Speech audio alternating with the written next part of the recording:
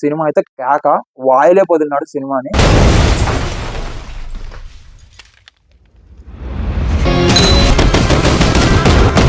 Hi hello welcome back to చిత్రసాల్ cults with ముషకన్స్ and I'm here back with the new review of movie of Captain Miller అన్నమాట.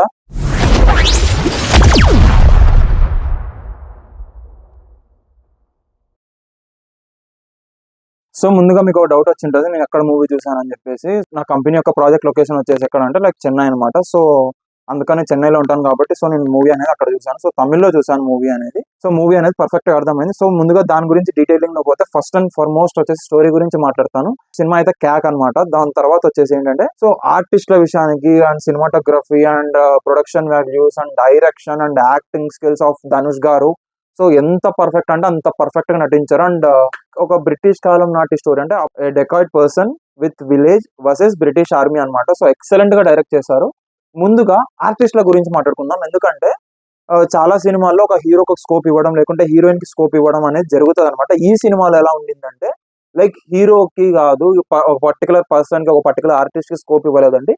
మొత్తం సినిమాలో ఉన్న particular action కొద్దిసేపు ఉన్నా ఎక్కువసేపు ఉన్నా లైక్ ఒక సెకండ్ వచ్చిపోయినా ఒక నిమిషం వచ్చిపోయినా అనేది ప్రతి ఒక్కరికి క్యారెక్టరేషన్ వాల్యూ అనేది పర్ఫెక్ట్ గా మెయింటైన్ చేస్తాడు. సో ఆర్టిస్ట్ల గురించి మాట్లాడుకుంటే ఫస్ట్ అండ్ ఫార్మోస్ట్ ధనుష్. నేను చెప్పాల్సిన అవసరం లేదు అతని గురించి, ఎందుకంటే ఇంతకు ముందు చూసిన మూవీస్ లో కావచ్చు ఎక్సలెంట్ యాక్టింగ్. లైక్ నేను ఎక్కువ చూసిన అతని మూవీ వచ్చేసి ఒక 15 times అలా చూసింటాను, 3 movies. సో ఎక్సలెంట్ యాక్టింగ్ అంటే లైక్ ఆ డిసీజ్ వచ్చినప్పుడు ఎంత పర్ఫెక్ట్ అనేది యాక్టింగ్ చేస్తాడో ఈ సినిమాలో కూడా ఆ స్టోరీకి తగ్గట్టు ఆ విలేజ్ లో ఎలా నడుచుకోవాలి, ఒక డెకాయిడ్ గా ఎలా నడుచుకోవాలి, అండ్ బ్రిటిష్ ఎంపైర్ లో చేరినప్పుడు ఒక కెప్టెన్ మిల్లర్ గా ఉన్నప్పుడు ఎలా నడుచుకోవాలి, అండ్ దొంగతనం చేసేటప్పుడు ఇంకొకటి కానీ ఆ స్టోరీకి తగ్గట్టు ఎలా నటించాలో అలా నటించాడు.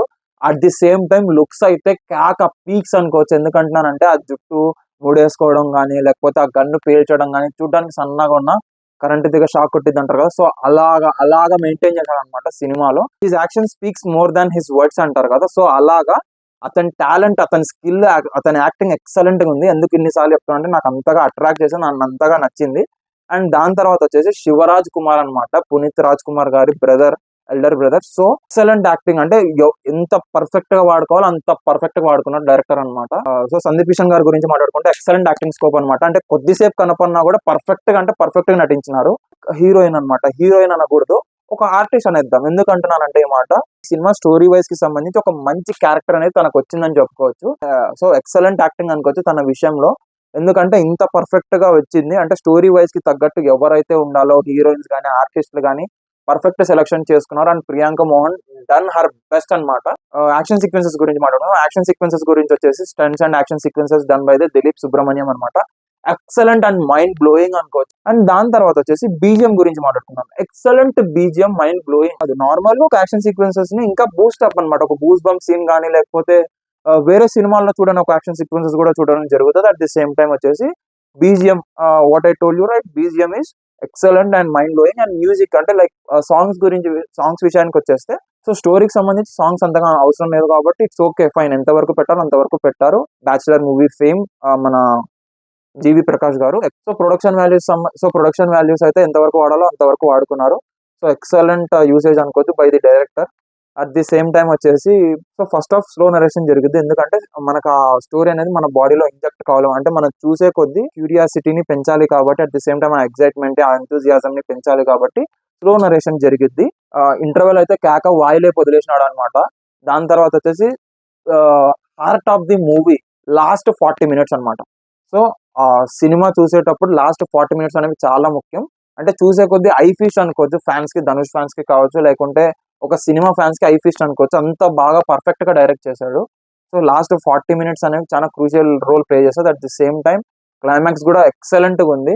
డైరెక్టర్ విషయానికి వచ్చేస్తే అరుణ్ మాతేశ్వరం గారు అనమాట. సో లాస్ట్ మూవీ వచ్చేసి కీర్తి సురేష్ గారి movie, that is named as చిన్ని అనమాట. చిన్ని అది మీరు అందరు చూసి ఉంటారు, నేను కూడా చూసాను. ద మోస్ట్ వైలెంట్ మూవీ అనుకోవచ్చు. కొంచెం అంటే లైక్ వెట్రిమారన్ మూవీస్ ఎలాగైతే ఉంటాయో న్యాచురాలిటీని మిస్ అవ్వదు, at the same time wild గా ఎలా తీస్తాడో, ఉన్నది ఉన్నట్టుగా ఎలాగైతే తీస్తాడో వెట్రిమారన్ గారు, సో అలాంటి స్టైల్లో ఈ మూవీ డైరెక్షన్ విషయానికి వచ్చేస్తే డైరెక్టర్ అరుణ్ మాతేశ్వరన్ 100% న్యాయం చేశాడు. ఎక్సలెంట్ టేక్ ఆఫ్ అనుకోవచ్చు. మూవీ స్టోరీ హైలైట్స్ అనేవి పర్ఫెక్ట్ గా చూపించడం కానీ ఇంకొకటి కానీ లైక్ ఆర్టిస్ట్ ని సెలెక్ట్ చేసుకోవడం, story screen play everything is fine అనమాట.